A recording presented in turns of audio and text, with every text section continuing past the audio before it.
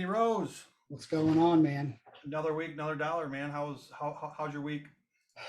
Starting off good. I mean, I've got some showings on some deals. I remember our last video was talking about some houses that came back on the market, and we're starting to get some showings for them. So that's good. I'm hoping to get a couple of offers on each of them. One of them we kind of got an offer, but we've got to work out some finance details. And but other than that, yeah, things are going good. Well, here's a quick update on that veteran client that wired $215,000 to some king in Zimbabwe, right? Because she took immediate action. She listened to her advisors, us. We told her what she needed to do, the proper steps. She caught the money before it left the States, and she now has her full $215,000 back in her bank account. That's awesome. The other day when she emailed us, she's like, I've been crying all morning. She's an older lady, but I mean, it's great news. And, it's a win. That's a huge win. Yeah. Out of what could have been a freaking disaster. Can you imagine sending $215,000 to some jackass trying to get rich quick in a Man, different country? Dude, I'd lose it. I'd lose it too. So I'm happy she's got that back. But at the beginning of last week, and I was telling Andy this, like, ooh, August is looking a little thin. Yeah. We got to start getting some deals in. All of a sudden, we started raining contracts. So the market is changing, as we said last week. Right. But the bigger issue lies in my biggest pet peeve when we're talking about VA home loans and marketing to veterans, because nothing chaps my ass more or gets me worked up like you wouldn't believe than those who claim that they're experts in the VA home loan only to mess it up or fuck it up time and time and time again.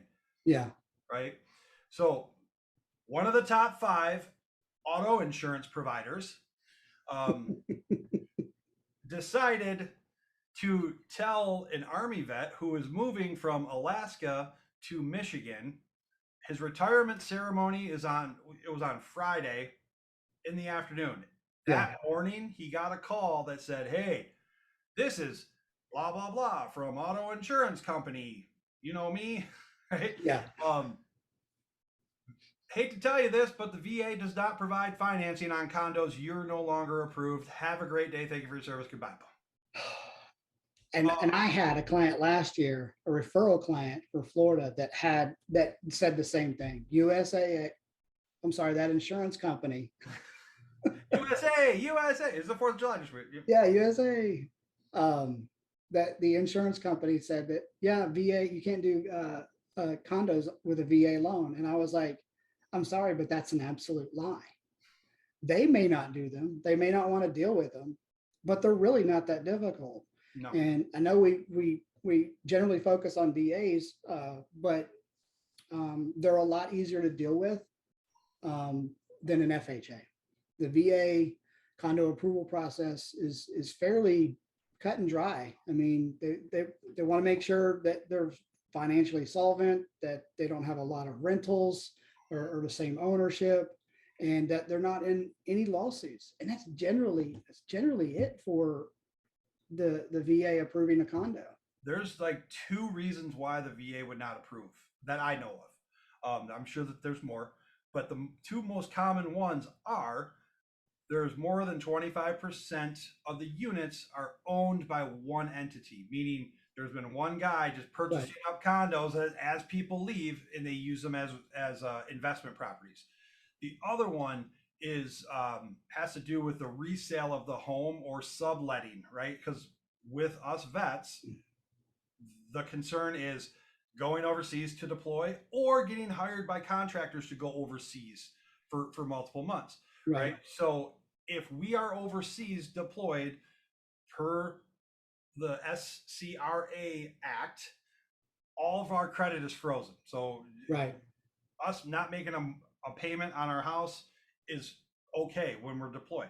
But many veterans will rent out their house or have somebody come in to make sure that, because if you live in my state, Michigan, and you have an unoccupied house from the time of November through March, you're dealing with nothing but water all over the place Yeah. because Frozen all your pipes. pipes are going to freeze. Yeah. So you need to make sure people are in your house. Well, the VA will not allow financing on condos that don't allow resale, right, or subletting. So Right. that's like the main two. But the VA has gone to the extent of making a no shit bona fide checklist of documents: Right. declaration, bylaws amendment, plat map, rules, regulations, meeting minutes, budget, special assessment letter, litigation letter, pre-sale letter, and other. Now, in my experience, every single condo is owned by a property management company, and part of that whole process is that company handles all of those documents, right? Right. Really, the only ones that they may or may not have are the bylaws, and that's by the HOA president. But I have honestly submitted, I mean, this is a dummy proof checklist. If you have all these documents, you submit it to the VA through the VA Web LGY portal. It's all done digitally, and I've had really good quick turnarounds with these. Yeah. But it's because I'm submitting all the documents. It's no different than when you're back in high school. I know I did this, you probably did this too. Did just the bare minimum to get a C just so you could play sports, right? Yeah. But how much time did I actually waste by trying to half-ass it? I wasted so much time. It took me like 4 times as long because I Right. half-ass my first one. Teacher would grade it and say, "Hey, Mr. Stinson, you need to put forth just a little bit more effort." Roger that. So I'd go get one more page, turn it back in, and I'd still have to do it again and again and again. I mean, it just adds up. So the more work you put in up front, the more likelihood of success in Right. the long run. And it's not that difficult. If you know you're walking into a situation, especially on the buyer agent side, hey, it's a condo, we're going to need all of this documentation up front, because if you can go actually to the VA website, look on their condo list and see if it's either approved or previously approved, because previously approved really helps out. That makes it even more streamlined, but it helps out with getting all that stuff done up front. So that way, you know what you're doing. You don't have some kind of snag. I've had that before. My mom was selling her condo in Charlotte last year, and they ran into a snag on one of those. And the lender at the time said, "Oh, it's going to take like 3 weeks to get done." And I'm like, "No, it's not. Whatever." So, and I've had one fall apart here in Atlanta where I think there was only 8 units and half of them were rented out. So it was a no-go from there. But we tried, and we tried to really push it and advocate to the VA, and they're like, "No, this is kind of a hard set rule. You're over that maximum limit by a lot, even though it wasn't a lot as far as the units." But it was the ratio between renting versus owners. Yeah, totally. right. And the unit that she was buying was going to come off of that rental list because it was a rental. She was buying a rental and she was going to live in it, right? She's going to occupy it. Yeah. So it didn't help. It didn't help. It needed to be down to 2 renters instead of 1 or 3. Right. Exactly. We tried to get it through that, but you're dealing with a little bit different situation because Michigan apparently is special. We are special. Not only do we have roadmaps on our hands, Upper Peninsula, Lower Peninsula, but we have this came straight from my builder, some wacky builder laws here in the state of Michigan, right? So how builders typically roll is they'll go purchase, let's say, 25 acres of land, and they have a vision to develop it into a subdivision. Okay. Right. Typically, this is done in many phases, 2, 3, 4, 5 phases. And in order to get the approval for all of this, they have to put together a huge packet, submit it to the state of Michigan for approval. Now, what the builder told me is it takes anywhere between 3 to 5 years to get an approval. That's a lot. That's a long freaking time. I don't know why. So can you imagine? That's a really crappy business plan. If you're like, "Yeah, I'll build you a house, but you can't move in for 5 years." like that. I mean, as a home buyer, that would be brutal because you have to watch your P's and Q's throughout this entire process. I know. And we've got that huge inventory shortage right now, and the only way to increase inventory is to add inventory. Yes, to add inventory. Yeah. So if you have, what's up? We got a guest. Hi. Are you a little Marine? Okay. Are you going to join the Marine Corps? No. I'm going to join the Air Force. I'm smart. Space Force. He's going Space Force. So, with condos, what were we talking about? We're talking about site condos for Michigan. Yeah. Okay. So with the in order to make it a profitable business, they found loopholes. Loopholes are great. A loophole is labeling a single family home a site condo. Okay. So this right here this should tell you everything that you need to know. So here's what I'm dealing with. Army vet, getting ready to retire from Alaska, moving to Michigan. They're supposed to close Friday, July 22nd. His retirement was Friday, July 15th in the afternoon. So that's way in the afternoon for us here in Michigan. I get a call from the buyer's agent at 10 a.m. who was like, they were just denied financing a week from closing because the VA does not provide financing on condos, which no, that's not right. That is not right. Number one. Number two, who you work with matters. So I'm in the state of Michigan. I know the Michigan guidelines. Back in May of 2018, the VA released a circular providing clarification or announcing that in the state of Michigan only, site condos do not require prior approval like condos do. Right. Okay? But to make sure I'm doing my due diligence, I did go to the condo report on the VA Web LGY site. I found the condo association. It was rejected in 2016. So maybe, I'm going to give them just a little bit of the benefit of the doubt. Maybe they went to the Web LGY site and they saw it was rejected and they just stopped. Nope, no more. We're going to go. That is bullshit too, by the way. But they didn't look at the appraisal. The appraisal was done. You have to go off of what the appraisal says the house is. If it says it's a condo, it's a condo. If it's a site condo, it's a site condo. Right. Difference between the two.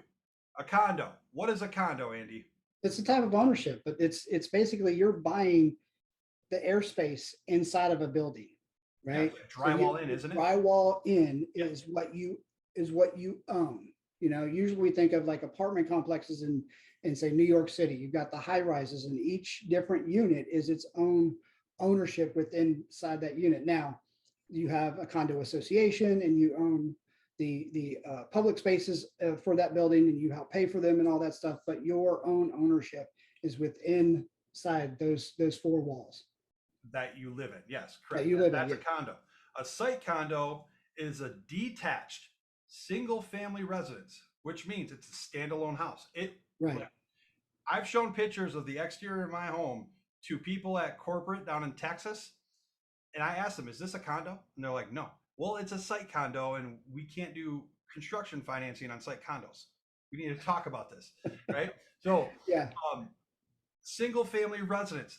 The loophole is a site condo does not require approval from the VA, number one, but it does not require approval by the state of Michigan. So builders can start churning these things out. Boom, boom, boom, boom, boom. That's crazy. It's governed by condo covenants, AKA an HOA. HOA. Right. So, it's just a house in a subdivision is called a site condo in the state of Michigan. Okay.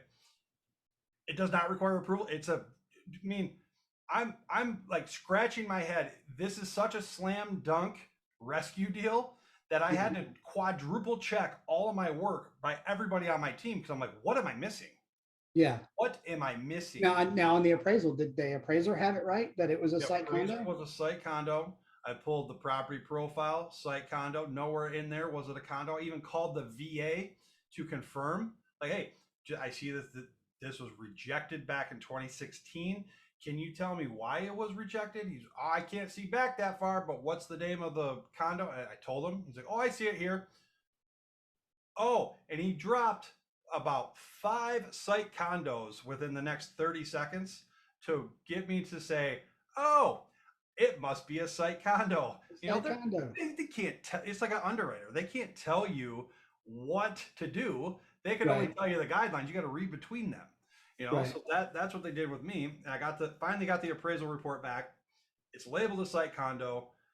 I call the Army vet, tell him the good news, and he didn't answer his phone because he's standing in formation, retiring from the Army. His wife is actually sending me text messages, and I'm like, look, I'm not going to take up too much of your time. Just want to let you know this is full. You know, we are cleared hot. We're going to execute yeah, as quickly as we can. So we have them. We're taking care of them. They're going to be going through Canada here later on this afternoon, so they're going to be radio silent. But everything's processing. We're going to try our damnedest to get them closed by Friday. I don't think we can just because it's so condensed. It might be right, Monday or Tuesday, but who you work with matters and is everything. Everything. Do not go to just one lender. Talk to many lenders. You right. need to do that. That's And like that's you what said, adults do. you call into those 800 numbers, and you don't know who you get. You don't know what they know, what their experience level is, or anything like that. And they just you're at their mercy, because they will just put you into their system, start their whole process and emails and collecting all your information. And at the end of the day, usually it is what it is. Like, hey, we put in the file, the underwriter says this, it's denied, right? And this in this case, it's like, why is it denied? Well, you're denying it for the wrong reasons, because you don't know the specifics about Michigan law and VAs in Michigan. So not knowing that, you possibly hurt a veteran. Now, luckily, you're able to come in and save the deal and explain this to everybody so that more people know about it, right? Yep. But the people at the insurance company apparently have no clue, and they could care less. Yeah, that's like the worst part about it. They just don't care. Yeah, What about this? Uh, Also had another veteran who he was pre-approved through auto insurance company. Um, he's been house hunting for the last 3.5 months. His agent finally convinced him to go with somebody else. yeah. Us. My very first question: what branch did you serve in?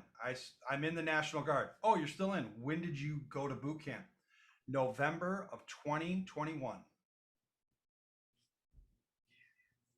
3.5 months pre-approved, submitting offers. How much money did that agent waste in gas? How much money did the veteran waste in gas? Yeah, Heartbreak, all that. I mean, yeah, the amount of bullshit that goes into this, only to find out 3.5, 4 months into it that you're no longer approved, or you were never approved in the first yeah. place. Oh my Because they God, never the pulled the agent was COE. so pissed. But who you work with matters.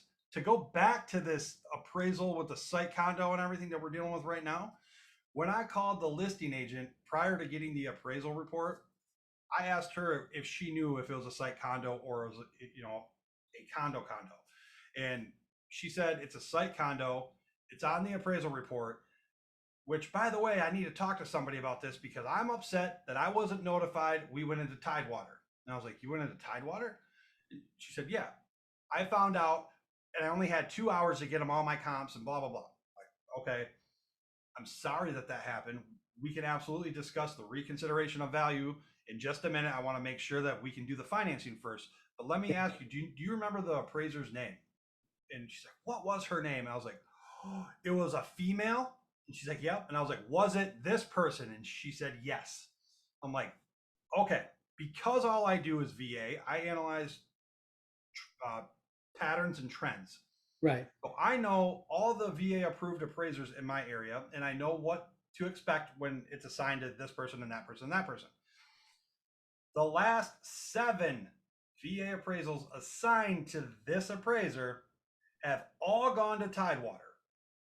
They've all come back either Right. at value or within $2,000 of value. Okay. So when I said this, the listing agent's like, oh my God, something needs to be done. I'm like, okay, good.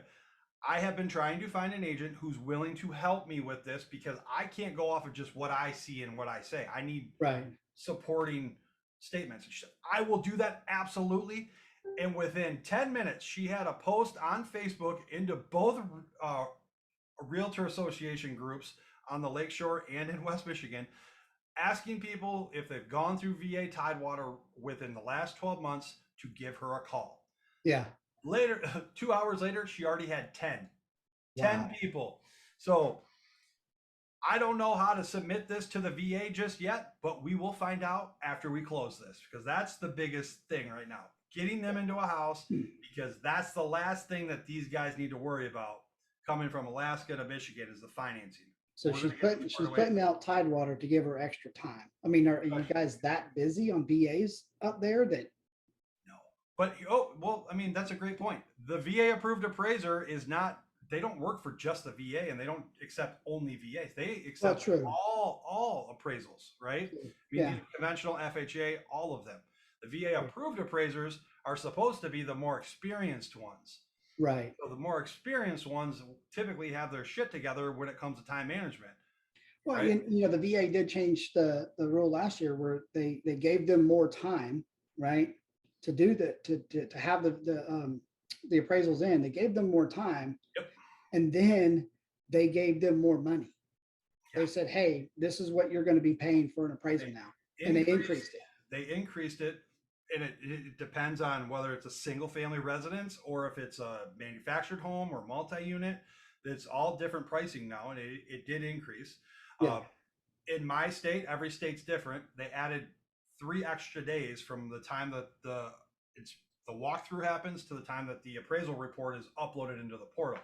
Right. So every place is different. It depends. I mean, I'm sure Montana has different timelines than what I do, only because it's more rural, right? I mean, it's Yeah. longer to drive out there, whatever. So every state's different. But the difference between a condo, a site condo, all of that could have all this headache, all this confusion could have been eliminated if they just would have taken a couple extra minutes to research before they said stupid shit. And if the insurance company would have known what to do with their job. Stick to the crappy insurance that you provide, guys. All right, how about that? They denied me for insurance years ago because I was no longer active duty. I was like, okay, So find somebody else. if you have any questions about condos, site condos, whatever, put them in the comments below. Send us a private message. We're happy to answer them. Every condo scenario is completely one-off, so it is a fully involved process to kind of get you an answer, but we are happy to help you get there.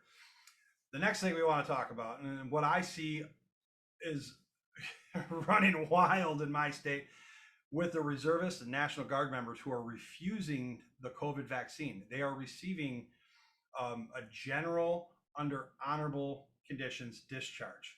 Right. And it has to do with eligibility. Okay, so we don't have a clear-cut answer for the active duty members yet, but we're going to talk this through, and you can kind of see our logic why we think it's still a go. But we all know that reservist National Guard members must have received an honorable discharge after serving 6 creditable years. Okay? Right. If they did not receive an honorable discharge for a medical reason, we have to prove that their injury happened during a drill weekend or active duty or whatever. So service-connected disability. Correct. So 2 veterans have come across my desk that refuse the COVID-19 vaccine. They actually pushed them out of the military because they're now unfit to stand duty. Okay. They received a general under honorable conditions discharge. Right. Are they eligible or are they not? A reservist? No. But I did get one approved because he did deploy Title 10. He has a DD-214. There you go. Once you have one DD-214 from an active duty enlistment, they cannot take it away. Right. Okay? Active duty, discharged for refusing COVID vaccine. They receive a general under honorable conditions discharge. Are they eligible?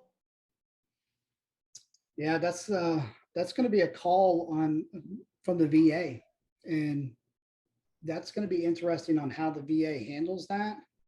Because we're just now starting to see them. I'm sure a circular is going to come out Soon. to clarify that. But yeah, I don't know how they're going to handle that right now. And Okay, here's how I look at it.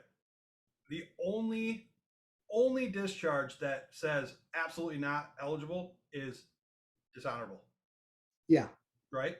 Every other one, who you work with matters. You have to work with a lender who is going to gather all the information, right, submit a really good package to the VA, because at the end of the day, the VA has final say of approval or denial of the eligibility document. Okay. right. It's going to be up to them. But from in my experience, a general under honorable conditions shouldn't be a problem. It's still under honorable conditions, and there's our key word is Yep. honorable. So I would think that that would be okay. But we'll have to do some research and talk to some folks at the VA and find out, Yep. are they seeing this? Yes. How is the VA looking at it? And I would assume because the VA wants the veteran to buy the house, then I would assume that they're going to agree with that. And like I said, they'll probably put out a circular to clarify it. But then if they're not, let's say that they don't do this and they say, look, it's not technically an honorable discharge, it's a general discharge, even though it's honorable conditions, we're not going to guarantee it. You can go back and fight to change your discharge. Yep.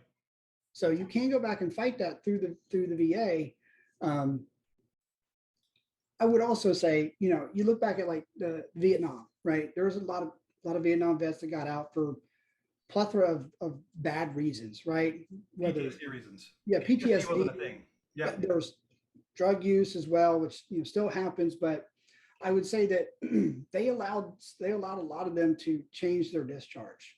Mhm. On top of the fact that you're also looking at changes in our culture and society, right? So a lot of the things that they did back then, things are more acceptable now in certain ways, right? Like I would, marijuana. but yeah, like marijuana. So I would think that if leadership changed in certain positions at DOD, the VA, the administration, Congress, and all that, if that leadership changed, that they could come back and say, hey, look, if anybody was out, if they were pushed out because they refused the shot, then that is an exception, and they just blanket change everybody over to an honorable discharge. So if you have a discharge that's not an honorable one, to get that updated, it's either a VSO or the DAV officer. You have to talk to one of those two.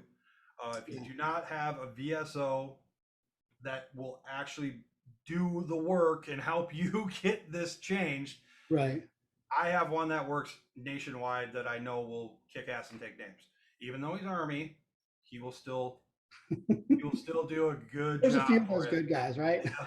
Um, but it's not clear cut. It's not yes or no. I mean, you have to build the file. You have to submit as many documents as you possibly can to the VA, and then you got to stay on top of them. Now, they could very well just approve it right away. I mean, we've seen COEs coming back, boom, just like that with all these. Well, Like, here's the other thing. Are they giving these guys a service connected disability I don't know. I mean, for other, I mean, obviously for other reasons, but are they getting service connected disability pay? If they're getting that, then I think that's probably a really easy loophole, to get you would the think, eligibility. right? I mean, so we're demonstrating how vague and confusing the VA guidelines are, right? I mean, Well, we both are in it, and it's not the fact that they're confusing or vague. It's the fact that we need to dial it down. They leave it like this for a reason.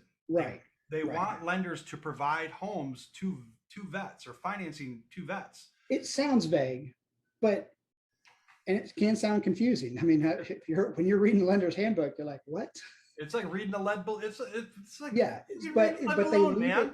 they leave it gray for a reason, and that's for the benefit of the veteran, as long as that's what the underwriter, the SAR, is doing, and everything. So I would say that it's probably not going to be an issue, and if it becomes an issue, it will likely get fixed at a political level. You know, when you start talking circulars, those are things that happen usually at a political level. Yeah. So I think that would actually help. Yeah. I mean, in my experience, it takes about 2 years for the VA to catch up with the policy. I mean, it's the government. So I mean, Hey, you have to we got our letter. We got our termite letter finally, right? We got a circular restating finally. Oh yeah, that's right. I was restating. like, what the hell are you talking about? Just recently, the VA came out with a brand new circular that said the veteran may pay for the pest and termite inspection. Right. The amount of just bullshit that was on Facebook from all these lenders that are like, "Hey, the veterans can finally pay." It's like, finally? Question mark. Like, I know they've always been able to. the one that irked me was I put it out there, or I saw it. No, somebody had posted in one of the real estate groups, and they're like, is this really a problem? Because they only cost like $50 in my area, and I'm like, we were just in such a tight seller controlled market Yeah, that they didn't even want to pay $50. yeah. They did not, and it was screwing veterans out of a deal. And if you can say, hey, look, the veteran's going to pay for it, they're allowed to, because they're working with a lender that's not going to charge them a boatload of fees and max out that 1% rule. Not a problem. Yeah. Not a problem at all. But you can't convince everybody. Even when that thing came out, you still had people arguing about it. I know. But it cracks me up, like watching the stupidity on Facebook, Yeah. and just any social media platform, because everybody is such a badass when they're hiding behind the computer. You're not going to say that to my face. I know you're not, right? But just the stupidity that comes out. I mean, everybody's offended and all that. But I posted it almost right away, and then you get the freaking Debbie Downers and whoever, like, just questioning. I posted the circular, the screenshot of the it came straight from the VA. This is true. You can't. The veteran has never been able to pay for the pest and termite inspection. They have been for the last 7-8 years. I've been a loan officer since 2017, and every single VA transaction that I have done, the veteran has paid for it. As long as it's itemized, the VA doesn't care who pays for it, and they don't care if it's $0.00. It's itemized. Right. So I work with a home inspector who gives a free pest inspection with a home inspection to a veteran. Yeah. So that's a moot point. But it's turning the negatives into positives and using them to our advantage, because now we have a legit reason for the listing agent to talk to us. Well, we've structured this deal. I think it tells us two things. One, we still got to continue fighting this battle of education on VA for the benefit of veterans, first off, but also our industry. But also, there's that 80-20 rule, right? If we can convince 80% of the people that, this is correct, then the 20% isn't really going to matter. It's not going to slow us down. But we still have a battle with that as well, is educating, not just on the termite letter, now that we have a new circular updating everything, but also everything else that goes with the VA deal, and why it is a simpler underwriting standard than conventional, and definitely FHA. It's just plain as day. That's it. It's the least amount of requirements that you have to do the check in the box. These are called overlays. I mean, conventional. I'm doing one conventional loan right now. I'm like, holy shit! Like, there's so much stuff to this. Like, I want to go back to the VA. There's so many overlays, investor overlays, extra fees, because the VA doesn't allow all these crazy fees. I just talked to an agent today, seeing if their buyer who was qualified FHA. I asked, I said, they wouldn't happen to be a veteran, would they? Nope. But hey, is there a conventional option here? And the fees were just astronomical. This conventional that we're doing is a 5% down one. It's a $225,000 purchase. With VA, this probably would be $7,000 or $8,000 cash to close. Yeah. This deal, before we hopped on our call, I had a call with this couple, and I told them what their cash to close it was approximately going to be $28,000. because you got the 5% on top of all the closing fees and everything else. The mortgage insurance, upfront premium, Yep. all that stuff. I mean, Yep.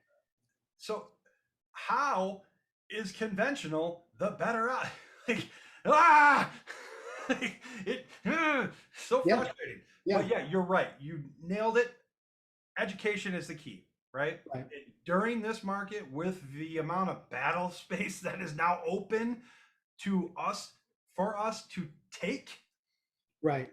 those who stay will be champions. Those who educate themselves will be champions. And those who better themselves will absolutely emerge from this victorious and start dominating right away. Right. So which bucket are you going to land in? Are you going to land in the one that's just going to fade away into the past? Or are you actually going to adapt to times? I mean, has anybody ever heard of Blockbuster and Netflix? Yeah, Right? exactly. Right? I mean, it's the same thing. This market is going to change the face of real estate. Lenders and agents alike. We're already seeing a bunch of layoffs. We're seeing people switching companies. I mean, Jesus Christ, the recruiter calls that I get every single day, it's maddening. I get them too. It's so I get 'em too. frustrating. But there's an exodus going on, and it's on us, me and you, Andrew, to take the freaking battlefield back and start doing right for the vets. Absolutely. Right? Speaking of which, and we'll end on this one. Have you ever thought about this? In life, you can do everything right and still lose. Yeah. But on the flip side, you can do everything wrong and still win. You know, top 5 VA lenders, right? Yeah. Right. I mean, come on. You know, they do nothing right but market. That's all they do. Yeah. Right. And they're winning. And that's really it. They have the bigger marketing budget, you know, and I get it, but it's an uphill battle. It's always going to be an uphill battle until we educate enough people in our industries of real estate agents and mortgage loan officers to get out to the rest of everybody else, all the veterans, active duty, all of them, getting that information out there. You know, we ended last week's video on what do we got to do? And again, I'll go back to it. Communication is key. We have to communicate all of these things. We have to find better ways of communicating, right? There's always things that we can hone down and make better and get better at doing.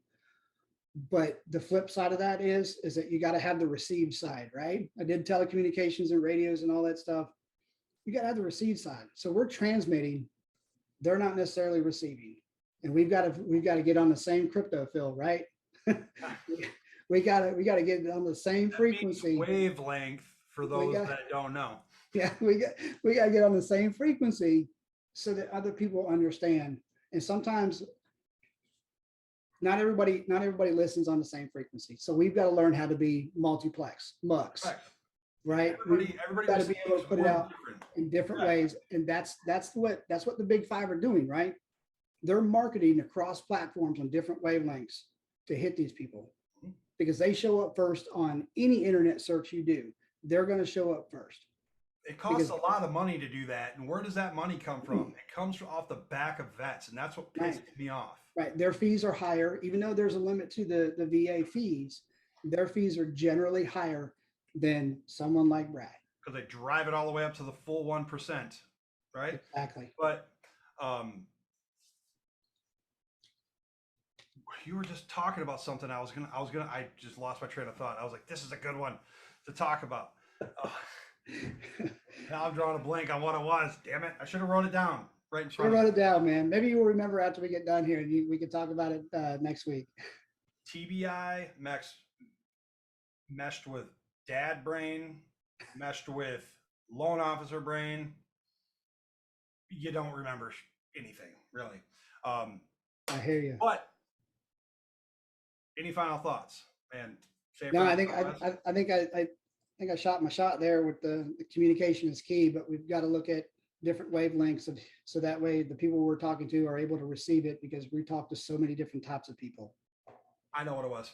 If you're a loan officer and you're watching this video and you want to go deeper with the VA home loan, we started a training program called the Veteran Mortgage Advisor. Andy had the pleasure of attending down in Atlanta with the queen of VA mortgages. And this was a member only event. So they got a lot of very helpful, knowledgeable things in the 2 days there. The one in the fall we're going to have in Dallas, beginning of November. It's a 2-day event. We will teach you how to get going out in the market, trying to identify more veterans, how to be an asset to your agents, so on and so forth. We also have an online platform that is, from what we've been told, is kick-ass and killer. It's the most in-depth VA learning you're ever going to come across. Right. If you have any questions about that, I'll post the link in the comments below, or you can private message me. That's the in-person is in November, but online you can start right now. Start bettering yourself, start watching the videos, take the course, become certified, get out, start teaching classes, do your part to change the perception. If you're not part of the solution, you're part of the freaking problem. If you're part of the problem, you are my enemy. If you're my enemy, let's roll. Right? So well, the flip side of that is you guys are working on the realtor side of that same thing. Yes. Real estate agents yes. to get a certification so they better understand it to serve their clients, fellow agents, and veterans. Well, right now, the only agent training is the military relocation professional, MPR, right? Yeah. And that is so outdated and has so many just, can we update this? Right. So our goal is to create something that's on that level. Okay. Right. To give you a better understanding of the VA loan, how to deal with veterans, so on and so forth. This isn't something that's going to be done overnight. No. VMA was launched over 1.5 years, and we're loan officers. So trying to do a class for real estate agents, we have to enlist certain people, and it becomes problematic when it's one's in Georgia, one's in Texas, one's in Michigan, like they're all over the place. So it is coming. We just don't have any idea when we're going to be able to, release this. We're hoping sometime next year. that's where we're at. But all that to say, there are programs out there. There are many, many loan officers and agents who are doing what's right for the veteran every single time. Yeah. And if you have any questions about your existing agent or existing lender, chances are those questions are correct. Reach out to us. We're happy to talk it through with you or connect you with a lender that is in your area. So that's all I got, man. That's it, man. Let's end on that. All right. It is almost August. You need to close some more transactions there, buddy. Working on it. I gotta get these two that are back on market, back under contract. So I'm kidding. So we're at the halfway point of the year. In theory, you should end the year doubled of where you're at now. I say fuck that. I'm going for 1.5 times more than what I started the year off with. And I can only control the actions to get those results. Right. So I need to start teaching more classes. I need to do more video content. I need to do a whole bunch of stuff. And I know this, and I'm going to do that. But I forgot about it. I made excuses, and I just, everybody makes excuses, but it's the burnout thing. So anyways, go sell some stuff, man. I appreciate you, brother. Semper Fi. Hoorah.